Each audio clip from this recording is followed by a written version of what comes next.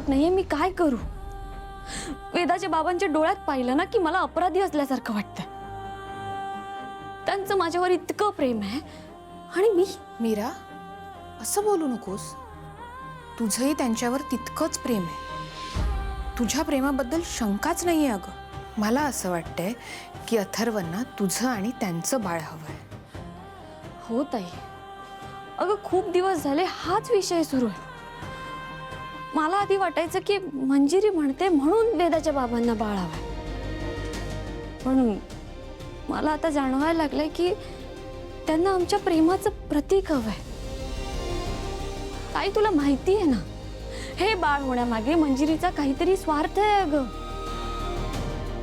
आणि तिने त्यामुळेच बाबांना सुद्धा कुठेतरी कैद करून ठेवलंय। मी हे सगळं वेदाच्या बाबांना कसं सांगणार आहे?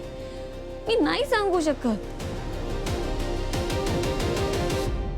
मीरा, तू जे बोलतीयस ना ते सगळं कळतंय मला, पण एकदा नीट विचार करून बघ।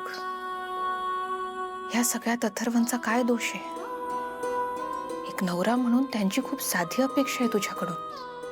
काही मला माहिती आहे, पण हे बघ, हाही विषय सोडून दे।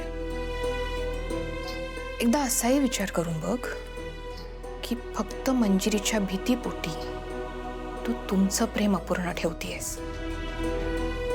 तुमच्या दोघांच्या प्रेमातून जन्माला येणारं मूल तू भीतीमुळे या जगात येऊच देत नाहीयेस। मीरा, आपण जर आपल्या प्रेमासाठी लढलोच नाही तर हाही आपला पराभवच असेल ना।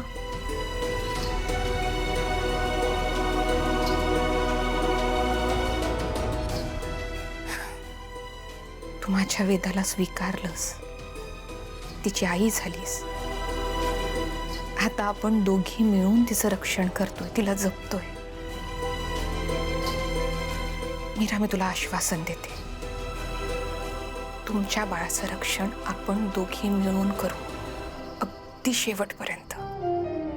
आणि देवी आई पण आहेतच की। हा, तू परत एकदा शांत डोक्याने नीट विचार कर, आणि काहीही वाटलं, तुला बोलावंसं वाटलं तरी मी आहेच।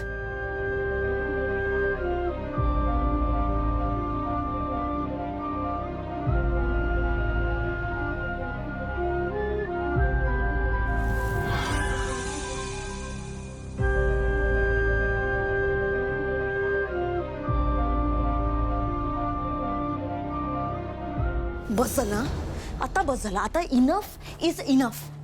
मला माहिती आहे तिनं हे सगळं मुद्दाम करते।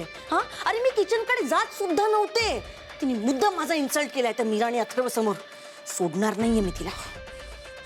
बस बस कर, आता शांत हो जरा। परत परत तेच तेच तेच तेच बोलतीयस तू। बस कर आता, बस कर। अरे माझा इन्सल्ट झालाय, तुमचा इन्सल्ट त्या मंजिरीने केला असता ना, हे घर डोक्यावर घेतलं असतं। अगं मग असं होतं ना तर तिथे करायचा होता तमाशा। इथे येऊन कटकट कशाला करते मा डोक्याशी?